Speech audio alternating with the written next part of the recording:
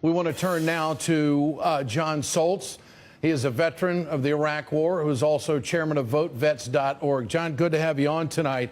This dynamic between Iraq and Ukraine, it's totally different.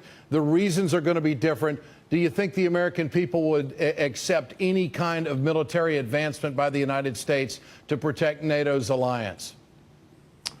It's an interesting question. We always say in the military we train to fight one war, and we continue to train that way after the war is over, and it doesn't prepare us for the next one. And I think, unfortunately here, and what I find so ironic about the Republican rhetoric out of CPAC in regards to Ukraine and how the president's been weak is that really their inability to deal with Iraq and the fact that the public was so against it over time and we never found weapons is really hindering, or would be the largest hindrance this president has to any type of aggressive action against Russia. So the president is really dealing with war fatigue from Iraq and Afghanistan, which was a war that the Republicans led us into. And now they're sort of, hammering him for not being stronger, but he just doesn't have a lot of support in the American public for any type of intervention whatsoever. Well, if we're moving military hardware and the vice president speaks the way he did today, where does that leave us? As a vet, how does it make you feel when you hear comments like that, and then also match them up against what the Republicans are saying about how President Obama is weak?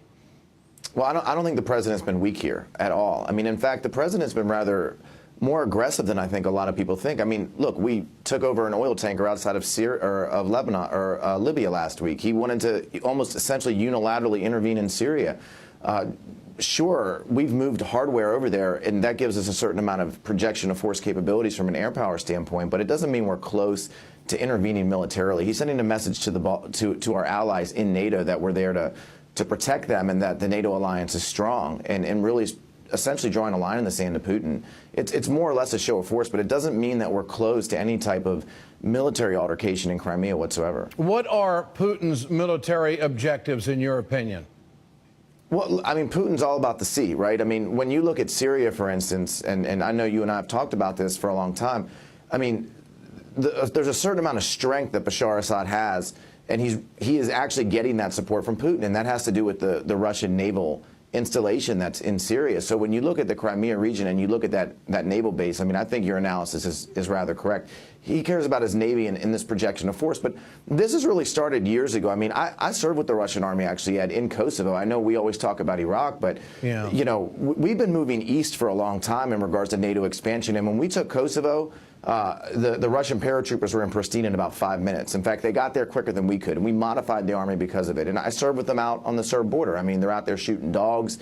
They're a third-rate military at some level. And anything that has to do with NATO expansion or U.S. expansion east into the Eastern European states, it always makes Putin very nervous, and he reacts with this idea of going back to sort of the old-school Soviet dynamic. And I want to tell our audience, this is just now coming to us, an interview with NBC affiliate KNSD. President Obama says the United States will not get involved in military excursion in Ukraine. John, your response to that?